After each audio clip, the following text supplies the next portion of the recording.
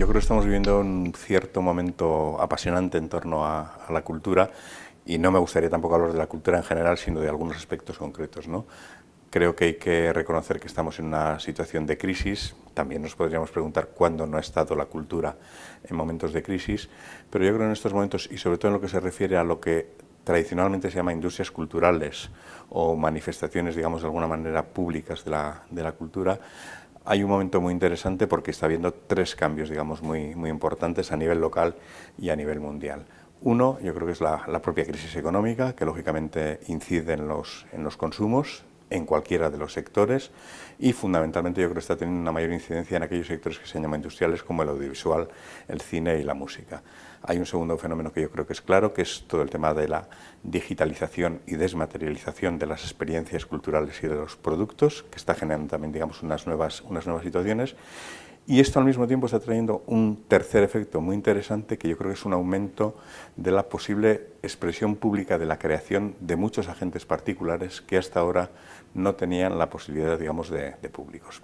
En la parte comercial, en algunos sectores hay claros beneficiarios que yo creo que además son perversos, digamos, en los efectos culturales. Es decir, las grandes plataformas tecnológicas de mediación y de comercialización de contenidos, entiéndase Amazon, digamos, como ejemplo claro, o Google a otro nivel, creo que tienen una parte de beneficio en el negocio que no tengo tan claro que eso tenga después un claro beneficio en el elemento cultural.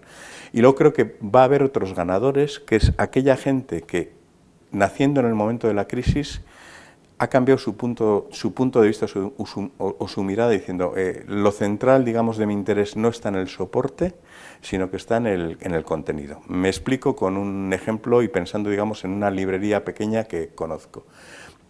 En Bilbao hace 10 años, ya en inicios de prácticamente la crisis, nació una pequeña librería que probablemente nunca será grande porque su objetivo nunca es serlo.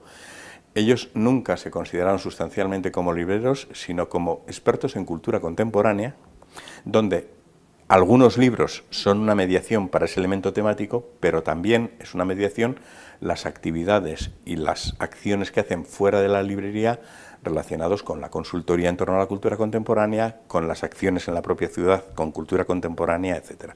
Entonces, yo creo que todas aquellas empresas e instituciones que han sido capaces de girar su punto de vista del soporte a el área de conocimiento, el área de actividad cultural sobre la que se quiere trabajar, acabarán ganando.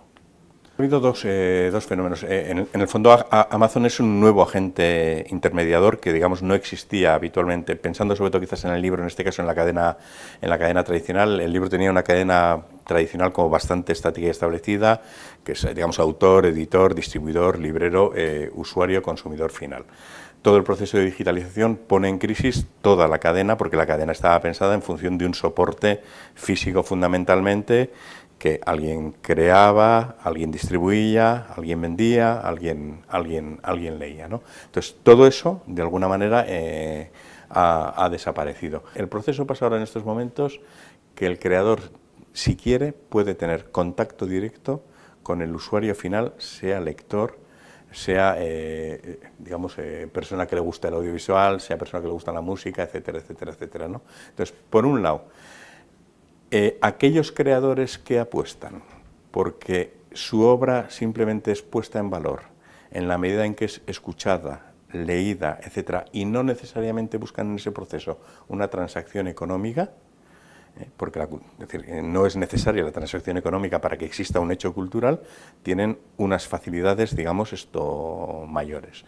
Por otro lado, el hecho, digamos, de necesitar mover grandes masas de producto de alguna manera ha facilitado la entrada, digamos, por el otro lado. La cadena del sector, internamente, sigo pensando básicamente en libro, quizás un poco lo que más que conozco, pero probablemente en audiovisual ha pasado algo parecido, ha hecho que los agentes intermedios, en parte por el discurso que han mantenido como hegemónico, decir, nosotros somos cultura y aquí nadie nos tiene por qué tocar, no han sido capaces de hacer reflexiones industriales que les han venido impuestas de alguna manera, ¿no? Si aceptamos, por ejemplo, ese nivel que ya el libro no es el tótem o mediación cultural fundamental de transmisión, porque ya durante todo el siglo XX la música, el audiovisual y las artes escénicas han ido jugando un cierto papel distinto, es lógico también pensar que en este nuevo proceso, si además sumamos todo el tema de crisis, lo que se vaya creando no podrá ser lo mismo que lo que había existido, digamos, anteriormente. Entonces, el problema, quien sepa leer esto, siendo conscientes al mismo tiempo de que hay menos consumo en cultura en general, pero quien sepa leer esto probablemente podrá vivir, porque es capaz de adaptarse, digamos, a los tiempos. Quien no sea capaz de leerlo, pues no podrá hacerlo. ¿Podrá vivir más, menos gente? Menos gente probablemente. ¿Por qué? Porque al fin y al cabo la cultura no es algo que tengamos metido en el ADN como un elemento sustancial para nuestras vidas. Es un elemento que probablemente además lo tendremos metido mucho menos en el ADN en la medida en que la educación que en estos momentos se está dando y la negación, digamos, de las humanidades en el ámbito educativo, yo creo que traerá unas consecuencias perversas a 15, 20 años que creo que no nos podemos todavía hacer idea. Pero hay un estudio muy interesante publicado, no me acuerdo del título, publicado en País 2, que ya hacía un análisis del siglo pasado de cómo la creación literaria, por incidencia probablemente el audiovisual, había ido cambiando en el sentido del acortamiento de las frases y por lo tanto, digamos, hacer una escritura más telegráfica. Hace un año, charlando despacio con Kirmen Uribe y preguntándole expresamente, digamos, de qué manera todo el ambiente digital le había cambiado a él la estructura creativa, él decía que con claridad, digamos, en lo que es el texto escrito, él ponía, de hecho, como ejemplo la obra New York, Bilbao, New York, Bilbao, donde él había escogido una forma casi telegráfica de correos electrónicos en un texto casi estructura, correo electrónico que se va intercambiando, influenciado indirectamente por un uso de la escritura que antes él no conocía, ¿no? Y curiosamente, hablando ya sobre él, sí, a la hora de pensar de crear en digital, que no en electrónico, que electrónico sería trasladar ese texto a un formato electrónico, pero digital sería ya crear aprovechando todas las posibilidades de mestizaje que el ámbito digital presenta, él planteaba que se vería creando no solo textualidad, sino, digamos, textualidad con música, etcétera, ¿no? Con un planteamiento quizás más cercano a la, como obra final, a la oralidad y teatralidad que podríamos ver en un espacio escénico que en un texto plano. Entonces, yo sí creo que eso ha cambiado. Lo que pasa es que todavía nos movemos en terrenos experimentales porque no se ha dado el siguiente paso, que es cómo podemos llegar a comercializar o a sacar beneficio de esas nuevas obras creadoras que no son una mera transposición de lo que antes se estaba haciendo en soportes tradicionales a soportes nuevos. Esa es buena pregunta. Bueno, partiré de un elemento relativamente provocador. Yo creo que no existe industria cultural en España, porque no existen en general empresas de dimensiones suficientes como para jugar, digamos, un cierto papel y un cierto tejido. Acepto que existe un sector, pero no, digamos, ese tejido industrial potente. Sí creo que es un matiz relativamente importante. Dos, el propio sector en general ha tardado mucho en hablar, digamos, en cualquier caso de industria cultural o de sector cultural, sino que siempre ha hablado de subsectores, es decir, ha hablado del sector del libro, del sector del audiovisual, del sector de la prensa, del sector del teatro, etcétera. La digitalización yo sí creo que ha tenido una consecuencia, que es que ha obligado en parte a esos subsectores de la cultura a hablar entre ellos para ver de qué manera pueden llegar a enfrentarse las nuevas realidades. Yo no sé si es necesaria una industria, es decir, yo creo que los sectores creativos no necesariamente tienen por qué crear sectores creativos y culturales grandes empresas tractoras, sino que quizás su gran valor está en una red mucho más tupida y conectada de microempresas y empresas que pueden ser más adaptables precisamente, digamos, a los cambios. Tengo la sensación, no tendría datos, es una hipótesis, de que además el proceso de creación de grandes empresas dentro del sector han tendido a hacer que se pierda el valor cultural, que era, digamos, lo sustancial, por un cierto peso del valor industrial. Yo creo que no existe como tal una cultura iberoamericana. Es decir, creo que existen cultura mexicana, cultura colombiana, cultura argentina, y probablemente dentro de cultura mexicana habrá manifestaciones distintas en Guadalajara, en México capital, etc. Entonces, soy poco propenso a los grandes palabras que generalmente acaban bastante vacíos de contenidos, porque creo que además en estos temas se ha intentado plantear esa especie de elemento de que es necesario tener ciertas masas críticas para vender, digamos, el tema de industria como tal, y ese elemento, digamos, de poderío, y yo creo que no van por ahí los tiros, y desde luego, digamos, en los ámbitos digitales creo que no van a ir por ahí, es decir, va a ser todo bastante más microfragmentado y donde cada usuario va a ir buscando otro tipo de lazos, ¿no? El debate sobre los soportes no es el debate esencial. Me preocupa más el debate sobre los usos culturales, me preocupa más, si se quiere, el debate sobre los lectores. Personalmente yo creo que la pantalla no es un buen camino para el texto. Creo que la pantalla, cada soporte al final llama de alguna manera a un tipo de contenido, es decir, la pantalla yo creo que llama al audiovisual sustancialmente y no al texto. Por lo tanto, lo que sí se ve sustancialmente es que, digamos, baja en parte, o sea, se dice que la gente lee más, etcétera, etcétera, etcétera, bueno, porque es una sociedad más educada, lógicamente, pero cuando la gente se pone delante de la pantalla tiende más a hacer un uso del audiovisual que a hacer un uso de la lectura. Entonces, hay un debate más importante que el tema del libro electrónico, que es el debate de qué mediaciones culturales va a utilizar cada persona para, digamos, ir formando sus imaginarios. Hasta en el siglo XX el libro era un elemento más central, no era ya el único, sino que, digamos, todo el tema del audiovisual fue tomando una importancia importante. En el siglo XXI, si entran las pantallas, yo creo que el audiovisual irá tomando más peso. Por lo tanto, no me preocupa. Me preocupa más qué contenidos se desarrollarán en ese nuevo elemento, en ese elemento audiovisual. Eso casi me preocupa más que se lea o no se lea. Podemos luego incluso analizar si el nivel de reflexión o no que genera el soporte audiovisual es el mismo que el que genera la textualidad y tal, ¿no? Pero el tema del libro electrónico en estos momentos me parece que es... Ayer salió una frase muy interesante sobre ese tema, que es decir, el tema de los soportes solo interesa a la industria, a los lectores no les interesa para nada. Por lo tanto, yo creo que debemos mover el foco de los soportes a los lectores, que son realmente al final quienes van a sustentar de alguna manera al sector del libro. Yo proponía en este sentido ayer que las librerías probablemente deberían dejar de llamarse librerías y deberían pasarse a llamarse lectorerías, como espacio donde los lectores se encuentren a gusto y a veces compren libros, a veces vayan a tomar algo, a veces vayan a asistir a un acto con un autor que igual tiene que ser de pago en estos momentos. Es decir, no me preocupa como elemento sustancial. Creo que el creador, además, básicamente, es quien decide o debe decidir cuál debe ser el tratamiento de su obra. En el caso de que pase, digamos, a unos niveles de comercialización concreta con un editor como mediador, ambos de mutuo acuerdo deberán decidir cuál es el modelo y, por lo tanto, decir, cada uno es libre de decidir cómo quiere. Me preocupa el poco respeto que puede existir, y no voy a hablar de piratería como tal, el poco respeto social que puede existir sobre la valoración, sobre el valor social que debe tener, digamos, la creación como tal. Esto es lo que me preocupa sustancialmente. Y sobre esto yo creo que digamos, se educa y se trabaja poco. Bueno, hay gente que lo entiende y hay gente que no lo entiende, porque yo creo que había un discurso muy interesado de una parte de la industria de venir a decir que prácticamente la construcción de un archivo es de gratis, no tiene un costo, y por lo tanto, como no tiene un costo, no tiene por qué tener, digamos, un precio. Precio y valor, de todas maneras, serían dos cosas distintas. Es decir, hay muchas cosas, las bibliotecas tienen un gran valor, no tienen precio, por lo menos no tienen precio directo.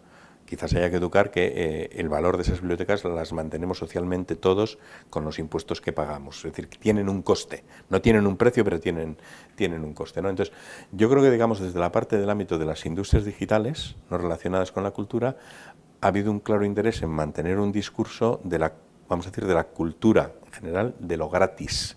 No hay unos costos sobre este tema y, por lo tanto, esto no tengo que pagar nada con él. Como hemos tenido una cierta tendencia a plantear que precio y valor deben ser elementos coincidentes y podemos encontrar cantidad de ejemplos que esto no es así, detrás del no precio y no pago nos estamos cargando generalmente el no valor de estas cosas o de estas manifestaciones, ¿no? Yo creo que están jugando unos papeles comunicacionales, digamos, importantes, digamos, con nuevos modelos. Creo que están jugando unos ciertos papeles en creación también de nuevos tipos de contenidos, pero creo también que están jugando un cierto papel de falsificación de las relaciones sociales, de un falso buenismo social que me parece que no es adecuado. El uso incluso que yo haga de las redes sociales es muy distinto del uso que puede hacer mi hijo y tal, ¿no? Pero sí que creo que ha abierto un ambiente comunicacional distinto y yo creo que en general más superficial. Te pondré 2 o 3 ejemplos, digamos, estos reales. Quienes llevamos, por ejemplo, muchos años con un blog, yo llevo 12 años con un blog, que es mucho tiempo, digamos, en este país, ¿no? El nivel de bajada de comentarios en la medida que han ido apareciendo las redes sociales, o sea, el nivel de interacción ha bajado. Incluso yo soy consciente de que cuando cuelgo un enlace de mi blog o un enlace de otro artículo en mi perfil, hay un porcentaje altísimo de gente que da al me gusta sin ni siquiera haber leído el artículo. Entonces creo que hay un elemento de postureo que a mí me parece, bueno, preocupante de alguna manera. Creo que hay un elemento de cierta superficialidad que me parece preocupante. Que eso puede ser debido también a no saber cómo utilizarlas, al plantear que las redes son un fin en sí mismo, que es casi el único modelo de comunicación, pues igual también, ¿no? Pero, bueno, yo he conocido, de hecho ayer pude estar también con gente que mi primer contacto ha sido vía redes sociales y en cualquier caso siempre yo necesito al final, si quiero tener un contacto de verdad, poner cara y ojos. Esto en cualquier caso mucha gente que se mueve en el mundo digital lo tiene muy claro, es decir, en Bilbao hay un grupo de blogueros históricos, más gente nueva, que llevan muchos años juntándose, que tenía muy claro que, es decir, aparte de la relación digital, al final, digamos, para interactuar realmente con otra persona es necesario cara y ojos. Yo creo que la pugna para mí no es en estos momentos entre la palabra y la imagen. Para mí la pugna es entre los contenidos de calidad y los contenidos que realmente no merecen la pena. Esa pugna me parece más importante. Creo que se han utilizado las mediaciones palabra, o sea, escritas e imagen, para aportar buenos y malos contenidos. Creo que la pantalla llevará a un peso más importante del tema del audiovisual. Eso no es lo que me preocupa sustancialmente, si detrás de eso sigue habiendo buenas historias, buenas expresiones y buenas manifestaciones culturales. Reconoceré que a mí me costará más adaptarme probablemente a esos temas porque soy un hombre pegado a la textualidad, pero bueno, este es mi sino histórico. Entonces, lo que no quiero es que en signos históricos sucesivos haya, digamos, malas historias. No sé qué consecuencias tendrá el que éstas sean leídas fundamentalmente de manera visual o leídas textualmente. Todavía yo sobre esto no sé qué consecuencias. Sí tengo la sensación, y eso sí me da, digamos, un cierto vértigo, que esta rapidez continua y esta especie de huida hacia adelante deja poco tiempo para el pozo que toda experiencia necesita, y al final yo creo que detrás de cualquier enfrentamiento o contraste con un hecho cultural, una novela, una película, una música, se necesita un tiempo para que realmente eso lo convirtamos en experiencia, porque es en ese momento cuando realmente, digamos, es cuando yo acabo de leer un libro, acabo de ver una película, etcétera. Entonces, me da miedo ese punto de rapidez, no tanto en lo sustancial, la mediación, digamos, que se esté utilizando. Entonces, no me gustaría, si no he hablado casi del libro electrónico, te diría que casi no me gustaría hablar entre lo textual y lo audiovisual. Yo reconozco que yo soy textual, pero reconozco, digamos, que las generaciones siguientes pueden ser audiovisuales y pueden ser tan cultas como nosotros. El problema creo que no está en la mediación sustancialmente, sino en el tiempo que nos demos para que eso pose realmente, y ese pozo es o personal o charlable con otra gente, que es donde vamos generando y tal, ¿no? Gabriel Zaiz, un un viejo maravilloso, un mayor maravilloso, que ganó ya un premio de anagrama con los demasiados libros, ya decía que al final todo es una excusa para acabar generando conversaciones. Si realmente esas mediaciones que utilizamos nos permiten generar conversaciones y reflexiones ricas, ¿qué más da todo lo demás?